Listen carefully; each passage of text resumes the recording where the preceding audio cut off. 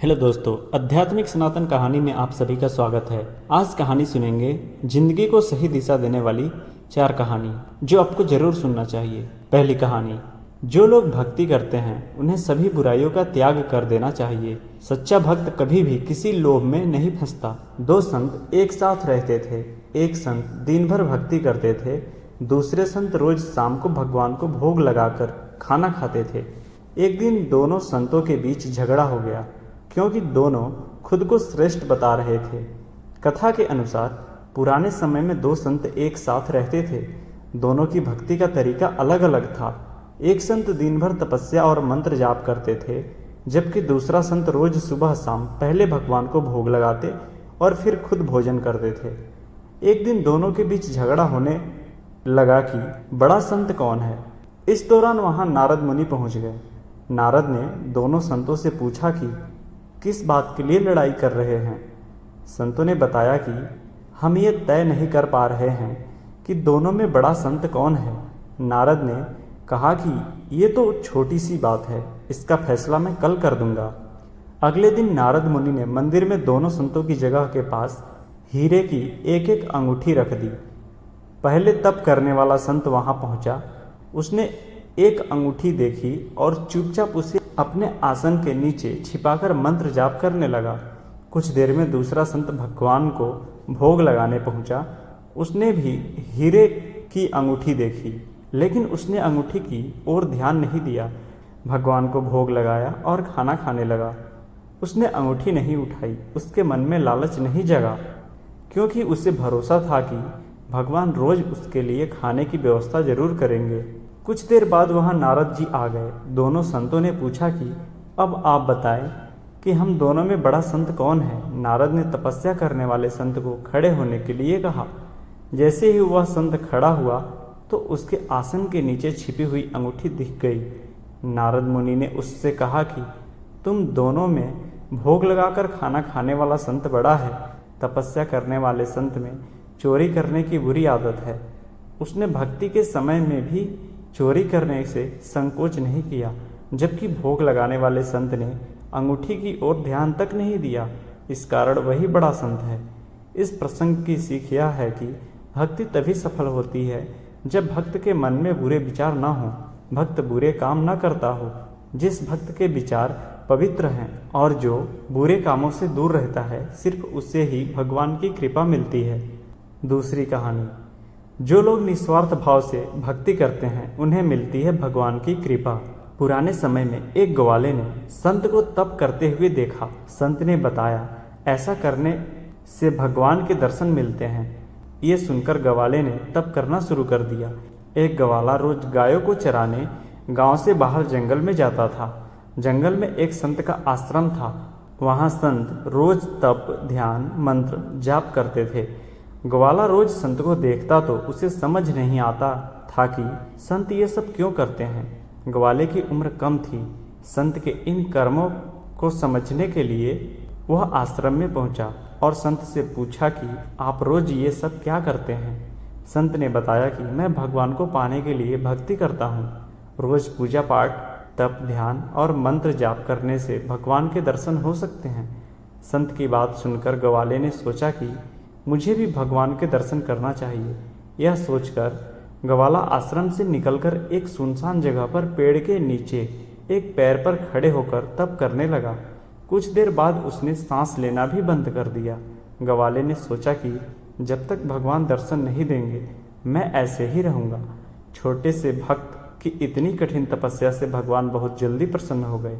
वे ग्वाले के सामने प्रकट हुए और बोले कि पुत्र, आंखें खोलो, मैं तुम्हारे सामने आ गया हूँ। ग्वाले ने आंखें खोले बिना ही पूछा कि आप कौन हैं। भगवान बोले कि मैं वही ईश्वर हूँ जिसके दर्शन के लिए तुम तप कर रहे हो। ये सुनकर ग्वाले ने आंखें खोल ली, लेकिन उसने ईश्वर को कभी नहीं देखा था। वह सोचने लगा कि क्या यही वो भगवान है। सच जानने के लिए उसने भगवान को एक पेड़ के साथ रस्सी से बांध दिया। भगवान भी भक्त के हाथों बंध गए। ग्वाला तुरंत दौड़कर उस संत के आश्रम में पहुंच गया और पूरी बात बता दी। संत ये सब सुनकर हैरान थे। वे भी तुरंत ही ग्वाले के साथ उस जगह पर पहुंच गए। संत उस पेड़ के पास पहुंचे तो वहां कोई दिखाई नहीं दिया। भगवान सिर्फ ग्वाले को दिखाई दे रहे थे। संत ने बताया कि मुझे तो यहाँ कोई दिखाई नहीं दे रहा है। तो ग्वाले ने भगवान से इसकी वजह पूछी। भगवान ने कहा कि मैं उन्हीं इंसानों को दर्शन देता हूँ जो निस्वार्थ भाव से मेरी भक्ति करते हैं। जिन लोगों के मन में कपट, स्वार्थ, लालच होता है उन्हें मैं दिखाई नहीं देता। इस कहानी से यह सीख मिलती है, जो लोग भगवान की भक्ति निजी स्वार्थ की वजह से करते हैं उन्हें भगवान की कृपा नहीं मिल पाती है।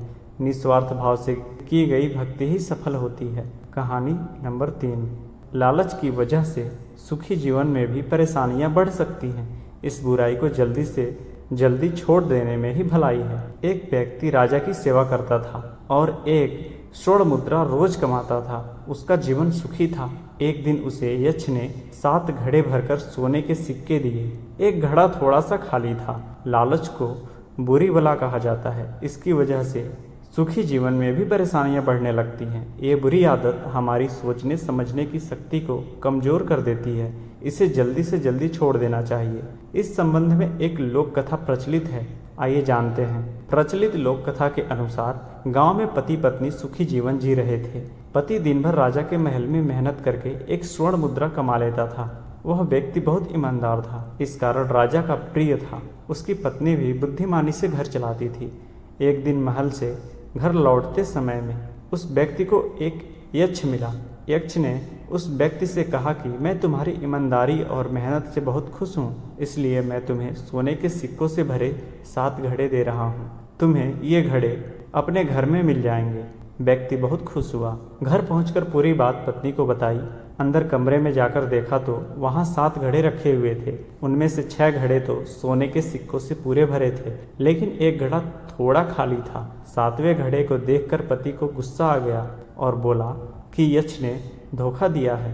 पति गुस्से में उसी जगह पर पहुंचा जहां उसे यक्ष मिला था। यक्ष प्रकट हुआ और उसने कहा कि 7वां घड़ा तुम अपनी कमाई से भर लेना। व्यक्ति ने सोचा कि थोड़ा सा घड़ा भरने में कुछ ही दिन लगेंगे, मेरे पास बाकी 6 घड़े तो पूरे भरे हैं। घर आकर उसने पत्नी से कहा कि 7वां घड़ा हम खुद भर देंगे। अगले दिन से पति पत्नी ने बचत करनी शुरू कर दी। खाली घड़े में सोने के सिक्के डालना शुरू कर दिए।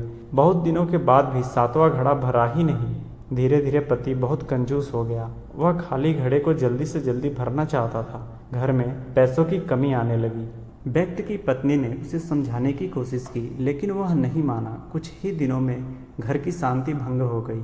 बात बात लड़ाई झगड़े होने लगे। सुख के दिन दुख में बदल गए। जब राजा को मालूम हुआ कि सेवक के घर में धन की कमी हो गई है, तो उन्होंने 2 स्वर्ण मुद्राएं रोज देना शुरू कर दी। लेकिन इसके बाद भी सेवक का सुख चैन वापस नहीं आया। एक दिन राजा ने सेवक से पूछा कि क्या तुम्हें किसी यक्ष ने 7 घड़े दिए हैं? सेवक ने कहा कि जी महाराज। सेवक ने पूरी बात राजा को बताई। राजा ने सेवक से कहा कि तुम अभी जाकर 7 घड़े यक्ष को वापस कर दो, क्योंकि 7वां घड़ा लोभ का है, ये कभी भी भरेगा नहीं। लोभ की भूख कभी भी शांत नहीं होती है। सेवक को राजा की बात समझ आ गई और उसने 7 घड़े यक्ष को लौटा दिए। इसके बाद पति पत्नी दोनों सुखी हो गए। इस कथा की सीख यही है कि लालच को जल्दी से जल्दी छोड़ देना चाहिए, वरना जीवन में समस्याएं बढ़ने लगती है। कहानी नंबर 4, जीवन प्रबंधन। गुरु शिष्य की गलतियां सुधारकर योग्यता को निखारते हैं, इसलिए हर स्थिति में गुरु का सम्मान करना चाहिए और सभी सलाह मानने चाहिए। एक शिष्य अपने गुरु से अच्छी मूर्तियां बनाने लगा था, लेकिन गुरु हर बार शिष्य को और अच्छी मूर्ति बनाने के लिए सलाह देते थे। ये बात शिष्य को बुरी लगने लगी। गुरु का महत्व भगवान से भी ज्यादा माना गया है। गुरु अपने शिष्यों की गलतियां सुधारते हैं और योग्यता को निखारते हैं। चलिए जानते हैं गुरु का महत्व बताने वाली इस कथा के बारे में। प्रचलित लोक कथा के अनुसार पुराने समय में एक आश्रम में गुरु और शिष्य मूर्तियां बनाने का काम करते थे। मूर्तियां बेचकर जो धन मिलता था उससे ही दोनों का जीवन चल रहा था। गुरु की वजह से शिष्य बहुत अच्छी मूर्तियां बनाने लगा था और उसकी मूर्तियां ज्यादा कीमत में बिकने लगी थी। कुछ ही दिनों में शिष्य को इस बात का घमंड होने लगा था कि वह ज्यादा अच्छी मूर्तियां बनाने लगा है, लेकिन गुरु उसे रोज यही कहते थे कि बेटा और मन लगाकर काम करो, काम में अभी भी पूरी कुशलता नहीं आई है। ये बातें सुनकर शिष्य को लगता था कि गुरुजी की मूर्तियां मुझसे कम दाम में बिकती हैं, शायद इसलिए ये मुझसे जलते हैं और ऐसी बातें करते हैं। जब कुछ दिनों तक लगातार गुरु ने उससे अच्छा काम उससे अच्छा काम करने की सलाह दी तो एक दिन शिष्य को गुस्सा आ गया। शिष्य ने गुरु से कहा कि गुरुजी, मैं आपसे अच्छी मूर्तियां बनाता हूँ, मेरी मूर्तियां ज्यादा कीमत में बिकती हैं, फिर भी आप मुझे ही सुधार करने के लिए कहते हैं। गुरु समझ गए कि शिष्य में अहंकार आ गया है, ये क्रोधित हो रहा है। उन्होंने शांत स्वर में कहा कि बेटा, जब मैं तुम्हारी उम्र का था तब मेरी मूर्तियां भी मेरे गुरु की मूर्तियों से ज्यादा दाम में बिकती थीं। एक दिन मैंने भी तुम्हारी ही तरह मेरे गुरु से भी यही बातें कही थी। उस दिन के बाद गुरु ने मुझे सलाह देना बंद कर दिया और मेरी कला का विकास नहीं हो पाया। मैं नहीं चाहता कि तुम्हारे साथ भी वही हो जो मेरे साथ हुआ था। ये बातें सुनकर शिष्य शर्मिंदा हो गया और गुरु से क्षमा मांगी। इसके बाद वह गुरु की हर आज्ञा का पालन करता और धीरे धीरे उसे अपनी कला की वजह से दूर दूर तक ख्याति मिलने लगी। इस प्रसंग की सीख यह है कि हमें भी अपने गुरु का पूरा सम्मान करना चाहिए और गुरु की दी हुई सलाह पर गंभीरता से काम करना चाहिए। गुरु के सामने कभी भी अपनी कला पर घमंड नहीं करना चाहिए, वरना हमारी योग्यता में निखार नहीं आ पाएगा। ये कहानी अच्छी लगी तो वीडियो को लाइक करें, अपने दोस्तों के साथ शेयर करें और इस कहानी से आपने क्या सीखा कमेंट में ज़रूर बताएं। और ऐसे ही ज्ञान से भरी और भी कहानी सुनने के लिए चैनल को सब्सक्राइब करें। धन्यवाद।